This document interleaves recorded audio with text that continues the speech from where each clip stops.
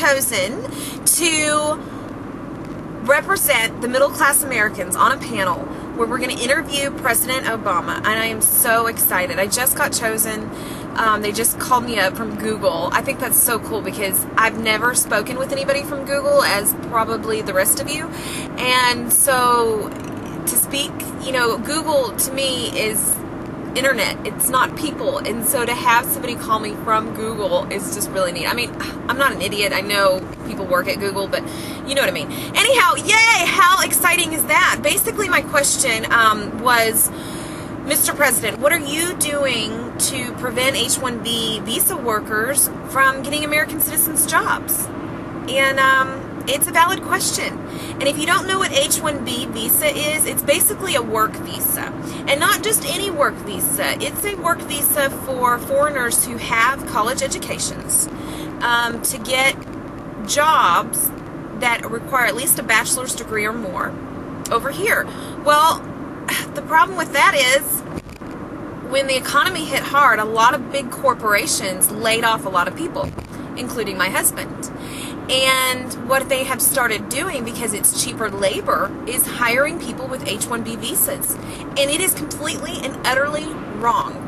I am not in any way bashing H-1B visa holders. So this is not what this is about. And I very much believe in the American dream and having foreigners come here and find freedom and find work, and you know, that's what this country was founded on. So I'm not at all bashing anyone who is on the H-1B program, okay? But what I am bashing is the government for not stepping in and saying, okay, well, we have a cap of $65,000 a year that can get this. We need to really lower this and let more Americans, especially the ones that got laid off, get a chance of getting these jobs. And really kind of, you know, slap the hands of the corporations who are lobbying for this. I mean, it's really, it's just not right. You know, we need to take care of America first. And, you know, if some of you are foreigners and you're watching this video, if it was your country, you would want that too.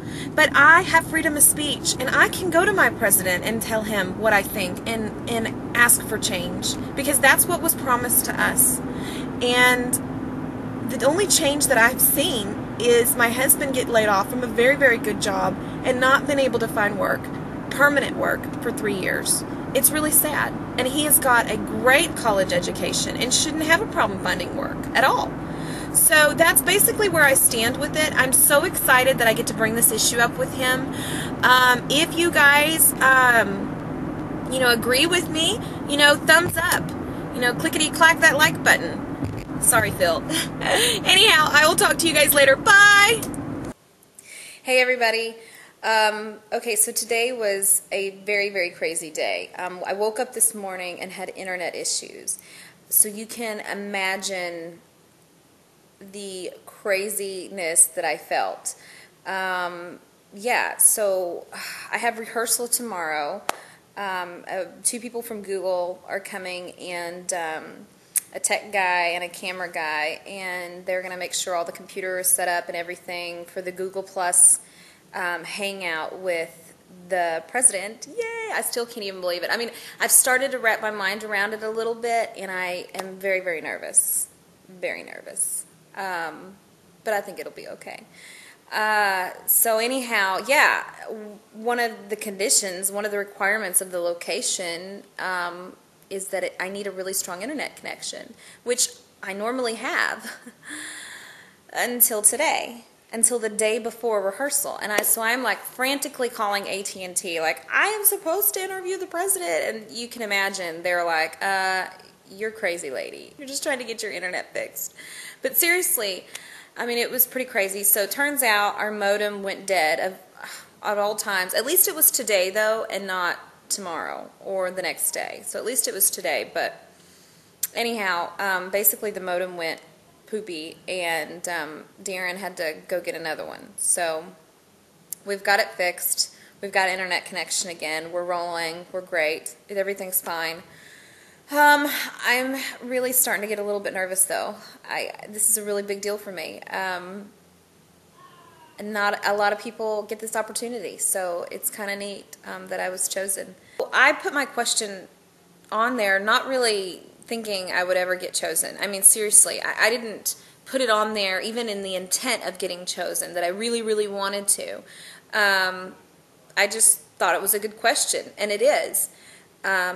Those of you who are watching this who didn't watch the interview, basically my question was, you know, to the president, how, with the number of people who are still without jobs, especially people with college educations that can't get a good job in their field, especially tech jobs, engineering jobs, things in that nature. And this is close to my heart because my husband is an engineer in the semiconductor industry. And in that type of industry, there are a lot of H-1B workers. And H-1B is basically the work visa program.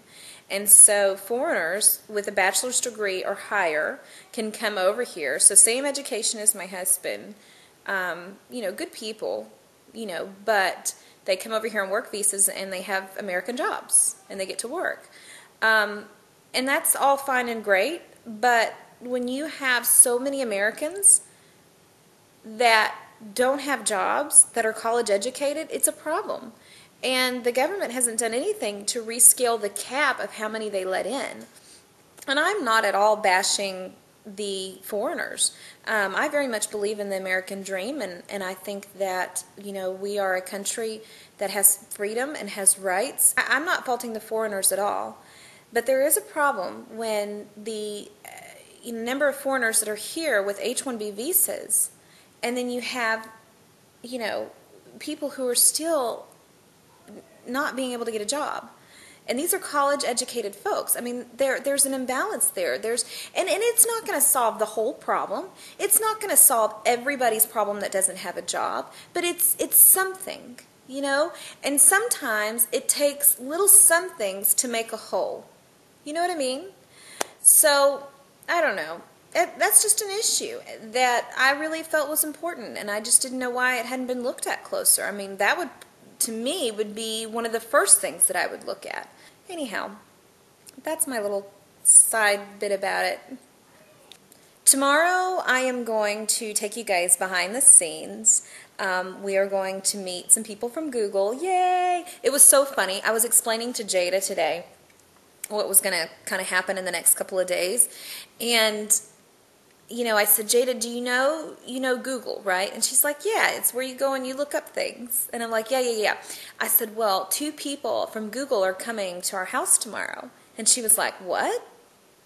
She goes, Google has people? I'm like, yes, Google has people. She goes, I thought Google was just internet. I said, well, in order to have internet, you got to have people.